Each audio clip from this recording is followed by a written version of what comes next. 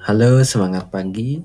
Hari ini kita kembali dalam pembelajaran sejarah, yaitu kita akan membahas tentang penelitian sejarah, yaitu langkah-langkah atau prosedur-prosedur metode ilmiah yang digunakan dalam penelitian sejarah.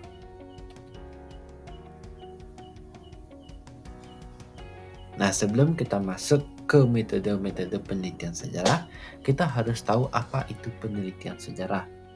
Penelitian atau riset adalah suatu proses investigasi yang dilakukan dengan aktif, tekun, dan sistematis yang bertujuan menemukan, menafsirkan, dan merevisi fakta-fakta sehingga tercapai pengetahuan yang lebih mendalam mengenai suatu peristiwa, tingkah laku, teori, atau hukum.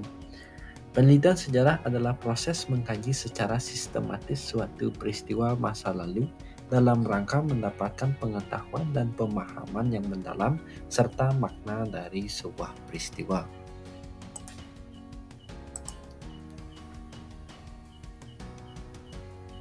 Nah, selanjutnya yaitu langkah-langkah penelitian sejarah. Jadi, setiap peneliti sejarah pasti menggunakan langkah-langkah atau prosedur-prosedur tertentu dalam penelitiannya. Langkah-langkah itu disebut dengan metode penelitian, merupakan pedoman yang digunakan untuk meneliti suatu peristiwa sejarah. Langkah-langkah tersebut memperlihatkan sebuah kerja ilmiah. Dalam konteks ilmu sejarah, metode penelitian itu disebut juga metode sejarah. Metode itu hanyalah instrumen atau alat untuk memperoleh hasil penelitian yang bermutu serta dapat diakui dan dipercaya masyarakat. Langkah-langkah itu pada dasarnya diarahkan untuk menjawab secara tuntas dan menyeluruh pertanyaan 5W plus 1H, yaitu what, apa, when, kapan, where, di mana, who, siapa, why, mengapa, dan how, bagaimana. Nah, adapun langkah-langkah yang harus diikuti, yang pertama yaitu pemilihan topik, kemudian yang kedua heuristik atau pengumpulan sumber, kemudian yang ketiga verifikasi atau kritik sejarah, kemudian yang keempat interpretasi atau penafsiran, dan yang kelima yaitu historiografi atau penulisan kisah sejarah.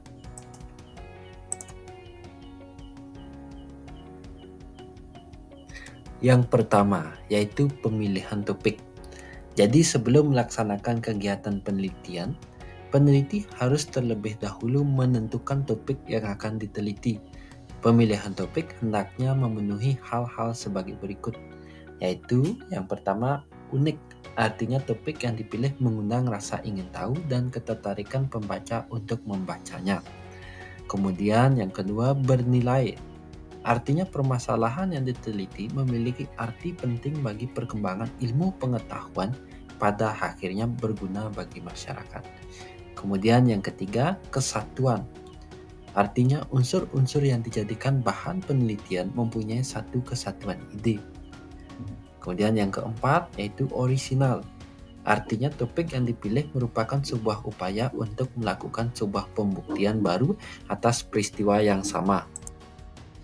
Kemudian yang kelima yaitu praktis. Artinya data yang dibutuhkan sesuai dengan kemampuan atau sumber daya yang dimiliki peneliti. Selain itu, dalam proses pemilihan topik, seseorang sejarawan harus memperhatikan kedekatan emosional dan kedekatan intelektual terhadap topik yang dipilih.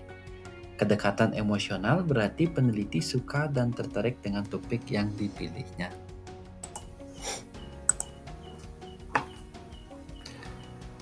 Kemudian selanjutnya yaitu heuristik. Jadi setelah memilih topik, proses berikutnya adalah mengumpulkan data sebanyak-banyaknya terkait topik yang sudah dipilih itu. Istilah lazim untuk proses ini adalah heuristik, dari bahasa Yunani yaitu heuriskein, yang berarti mencari atau menemukan.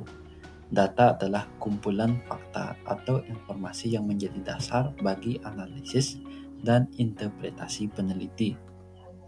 Berdasarkan sumbernya, data dapat dibagi menjadi dua, yaitu yang pertama data primer, yaitu berupa wawancara langsung sumber pertama atau pelaku atau saksi yang terlibat secara langsung pada sejarah tersebut. Kemudian dokumen asli, laporan atau catatan yang dibuat pada masa kejadian sejarah yang diteliti. Kemudian foto, relief, atau benda peninggalan dan artefak. Dan semuanya itu masuk ke data primer yang merupakan menjadi data utama untuk melakukan sebuah penelitian sebagai sumber penelitian. Kemudian yang kedua yaitu data sekunder, yaitu informasi yang diperoleh dari buku, teks, koran, majalah, ensiklopedia, tinjauan penelitian, dan referensi-referensi lainnya. Nah, di sini juga bisa menggunakan sumber lisan, yaitu melalui wawancara, yang merupakan informasi yang diwariskan secara turun-temurun atau oral tradition. Kemudian yang selanjutnya yaitu verifikasi. Jadi, setelah data terkumpul dan terorganisasikan dengan baik, proses berikutnya adalah menguji keaslian dan keabsahan data. Proses ini lazim disebut verifikasi atau kritik sejarah. Jadi di sini ada dua aspek yang dikritik, ialah keautentikan atau keaslian sumber dan kredibilitas atau tingkat kebenaran informasi sumber sejarah. Jadi setiap sumber informasi harus diuji keaslian dan keabsahannya karena setiap sumber bisa saja dipengaruhi oleh berbagai faktor seperti prasangka, kemudian kondisi ekonomi dan iklim politik saat penelitian berlangsung. Pengujian dilakukan dengan membanding-bandingkan semua data demi mendapatkan data yang paling mendekati kebenaran.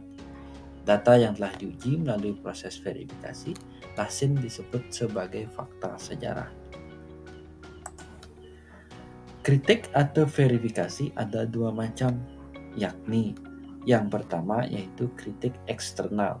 Jadi kritik eksternal adalah kritik atau verifikasi terhadap keabsahan atau keakuratan dan keaslian sumber data. Keaslian sumber yang diverifikasi tidak hanya terbatas pada sumber tertulis saja, tetapi juga terhadap sumber benda seperti artefak, penjelasan pelaku atau saksi sejarah yang sering disebut sebagai sejarah lisan, dan lain-lain. Yang kedua yaitu kritik internal. Jadi kritik internal adalah kritik atau verifikasi terhadap kredibilitas atau keterpercayaan data. Dalam hal ini, seorang peneliti harus bersikap objektif dan netral dalam menggunakan data yang telah diperoleh sehingga peristiwa sejarah itu terjamin kebenarannya. Kritik internal umumnya terkait erat dengan keabsahan atau validitas dan makna data.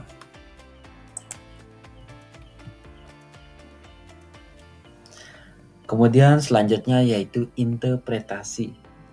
Jadi setelah diverifikasi, data lalu diinterpretasi. Di sini peneliti melihat keterkaitan di antara informasi-informasi yang telah dikumpulkan. Disebut juga interpretasi sintesis. Melihat hubungan sebab akibat disebut interpretasi analisis.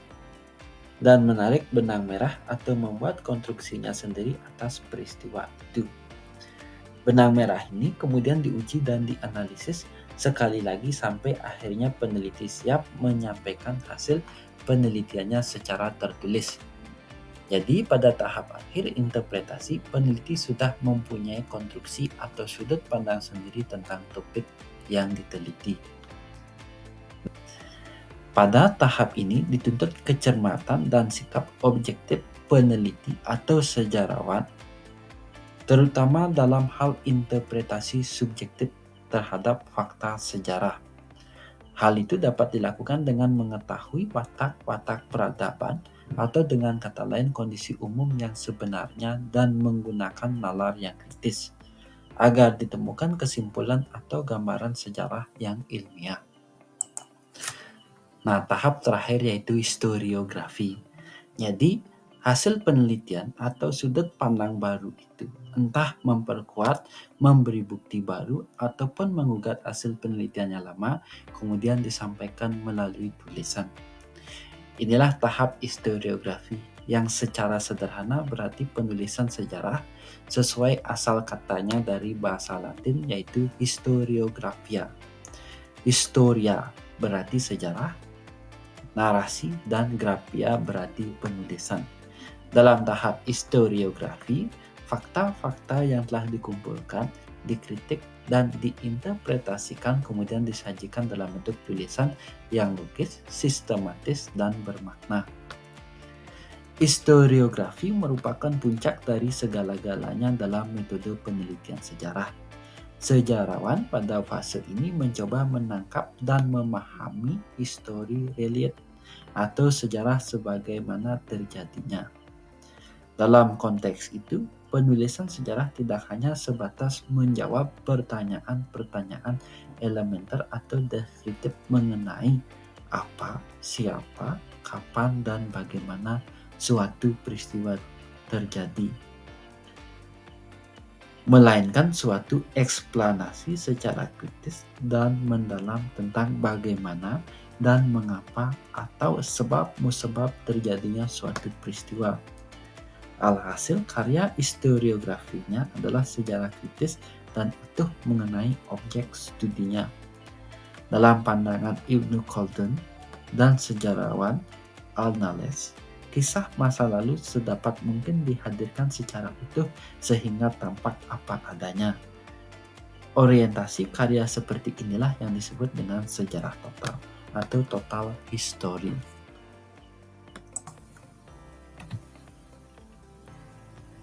Nah, sekian penjelasan dari saya mengenai penelitian sejarah.